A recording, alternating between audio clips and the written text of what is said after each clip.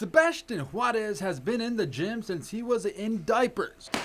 I think I've become a little bit smarter because of the experience I've had, a little bit stronger since I've been growing a lot, and just in general, a better fighter. The 14-year-old's experience paid off last week. Juarez won a gold medal at USA Boxing's National Junior Olympics in Wisconsin. I knew I had to be real active because the judges were giving the fighters that were real active the win. Sebastian just went in there and won all his fights by unanimous decision.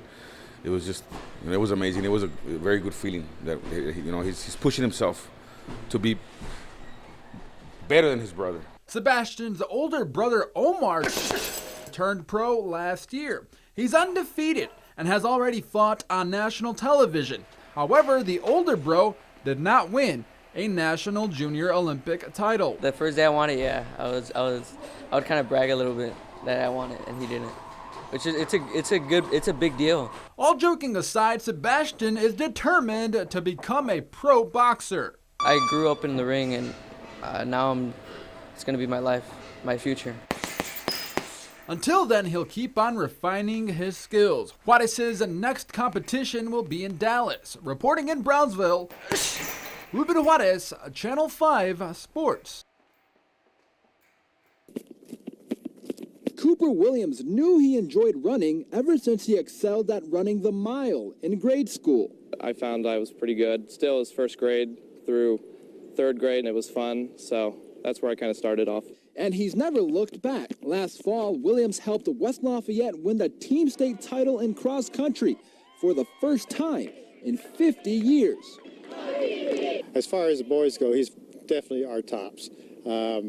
He broke our school cross-country record by 30 seconds. In the spring, Cooper ran the anchor leg for the 3,200-meter relay team at the state finals. When he took the baton, the Red Devils were in fourth place. But when it came down to the final stretch, Williams was the only runner in sight. It's awesome. It was kind of a dream season last year. We kind of knew we had a special group of guys. That's a really cool way to win the state. He's one of the best to ever run here without a doubt, but he also has the supporting cast around him to make that state championship happen. The senior-to-be is catching the eye of college coaches all over the nation. Michigan State, Syracuse, Columbia, UNC, IU. Cooper is undoubtedly one of the best distance runners statewide, but his skills in joggling, which combines juggling while jogging, are world class.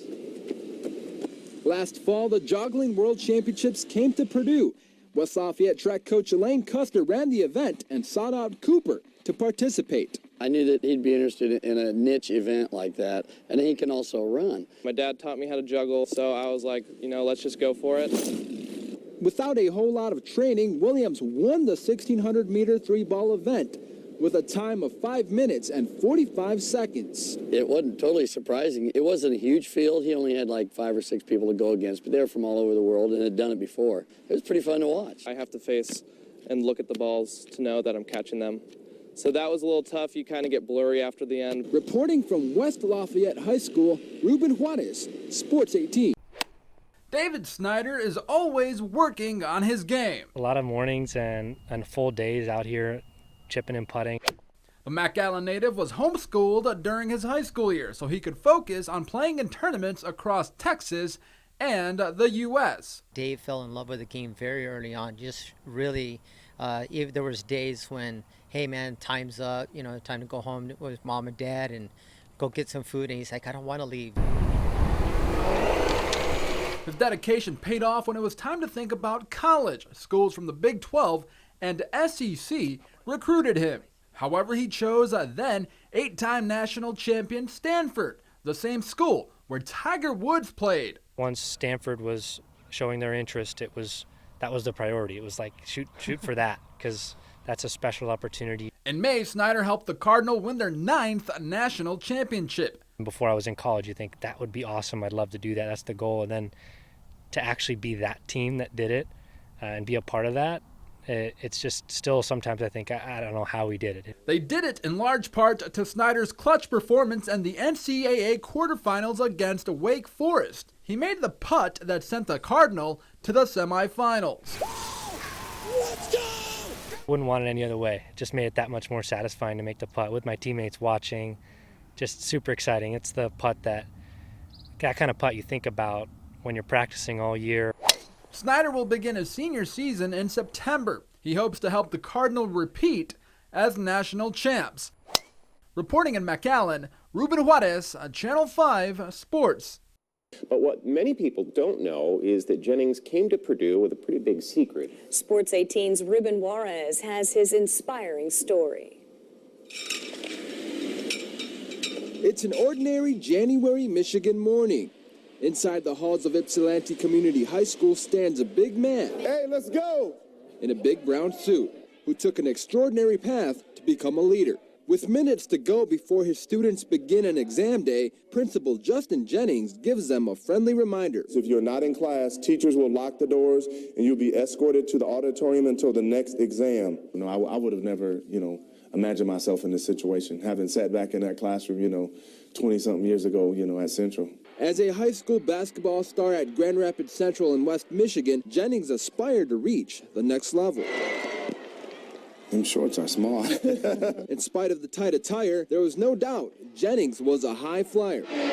At the end of my recruitment, I was getting recruited by just about every school you can imagine.